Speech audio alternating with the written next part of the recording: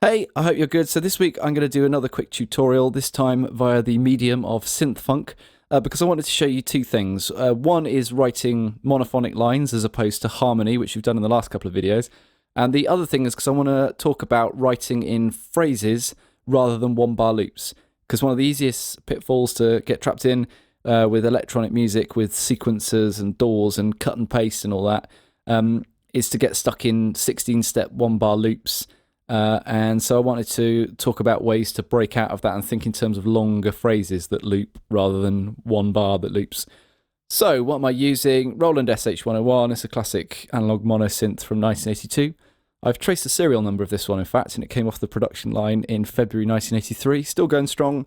These are getting a bit silly expensive nowadays for what they are. So the alternatives are the little boutique version of this that Roland bought out a couple of years ago. I think Behringer are imminently releasing a clone of this.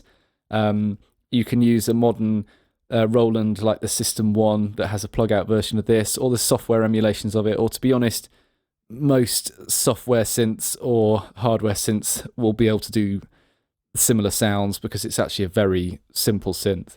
So I'll just talk about the sound very quickly. I won't go into it in crazy detail. So I've got sub-oscillator and sawtooth as my main meat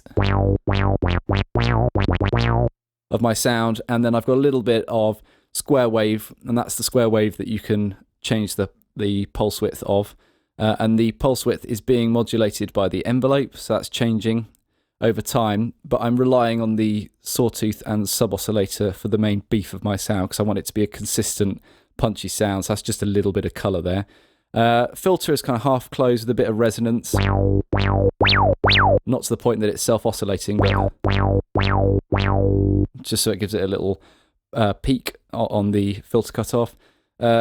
Keyboard tracking, so on a synth, a keyboard is actually a voltage divider, 1 volt per octave on this synth in particular, and a lot of other synths in fact. So that basically just tracks the filter with the voltage from the keyboard, so it opens as you play higher and closes as you play lower. I do want that.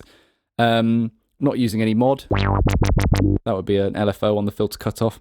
Not in this instance. VCA, I've gated it. You can use the envelope on the VCA, obviously, but I'm using the envelope, and I've only got one for the filter cutoff to modulate it. And the settings I'm using on the envelope are not ideal for what I'd want for the VCA. And as I've only got the one envelope, I'm going to gate the VCA, which means it's either on or off. There's no shaping whatsoever, but that's fine because it's a punchy, funky bass line, so having it 100% on and then 100% off is fine because it makes it really punchy and tight.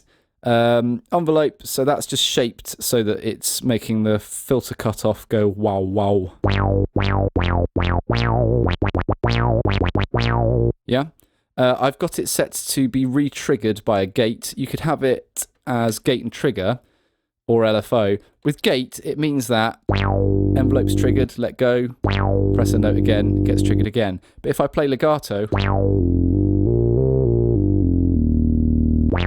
it's not re-triggered until I let go and then press it again. Whereas with the trigger, if I play legato, it still gets re-triggered.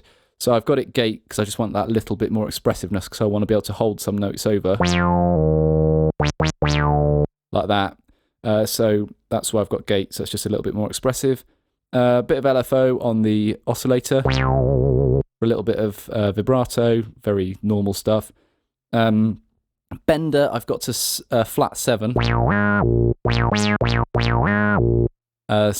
the riff I'm doing, so obviously you can set the amount of bend it's got. VCF, as well as bending, it also opens the filter if you bend up and closes it if you bend down, and that just helps emphasize a dive bomb or or a bend up. So that's basically the sound I've got set for this. So let's talk about the notes we're using. We're going to use the F Dorian mode. Modes is probably too heavy of a thing to go into in this video. Maybe I'll do it on another one some other time. But essentially, F Dorian is the notes of E flat major, but from F to F. So that would give you root, which is an F, G, which is a second, A flat, which is a minor third, B flat, which is a fourth, C, which is a fifth, D, which is a major sixth, E flat, which is a minor seven, and we're back to F. So the Dorian mode is distinctive for having a minor 7 and a major 6.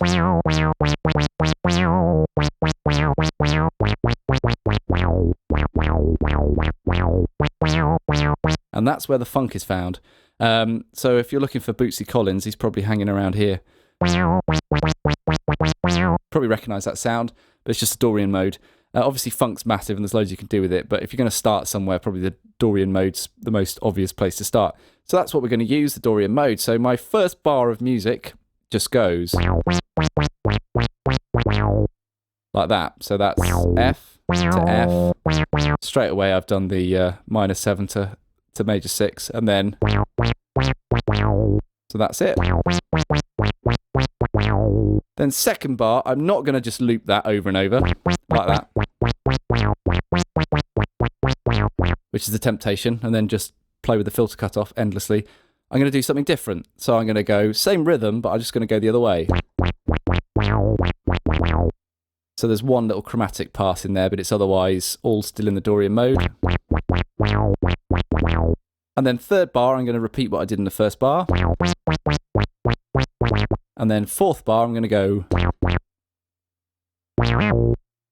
So that's just a variation. So I've basically gone melodically A, B, A, C. And that just breaks up it being a monotonous loop. But it still has enough repetition in it that it's obviously a thing, and it's not random. It's just very simple still, but it's just a bit different to a loop. And that's 4 bars, and now I'm going to do another 4 bars. So first bar again, second bar again, third bar, and then the last bar I'm going to do another variation. So I've put a little chromatic note in there again. So the B doesn't belong in the Dorian mode. So melodically there, I've got a phrase that's 8 bars long, and it goes A, B, A, C, A, B, A, D. So I've written 4 bars of music and got 8 for the price of 4.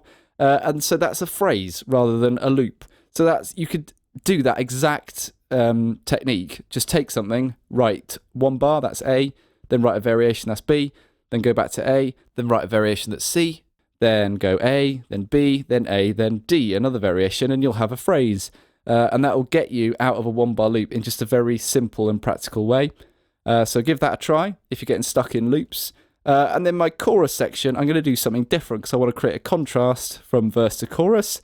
If you want your track to feel like it builds, you need to put that in the DNA of the music. You've got to compose that in.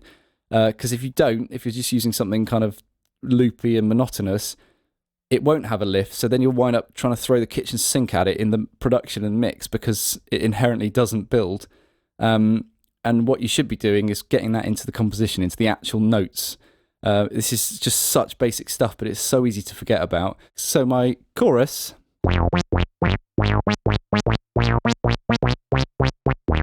So I'm going to do a little walking thing that's a different rhythm in octaves.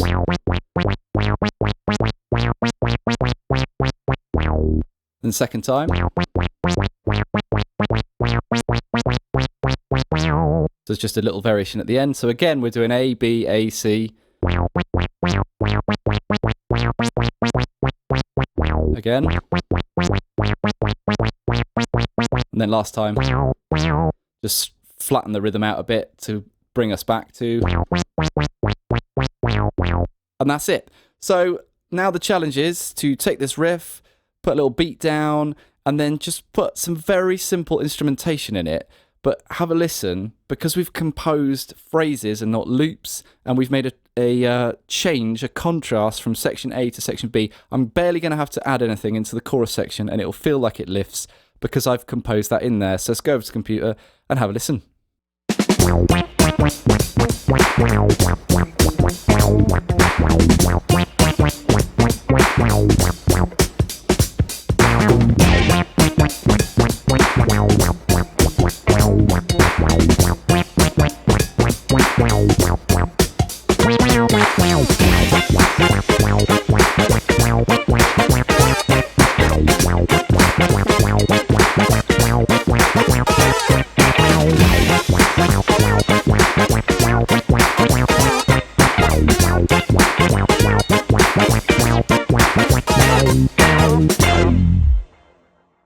So that's basically it for this video. I hope that was helpful. So we looked at quite a few things there, writing in longer phrases rather than short loops, making a contrast from one section to another, setting up a bass sound on an analog synth, and using the Dorian mode. So quite a lot to take in. Hopefully it's helpful. If it was, let me know. If it wasn't, let me know.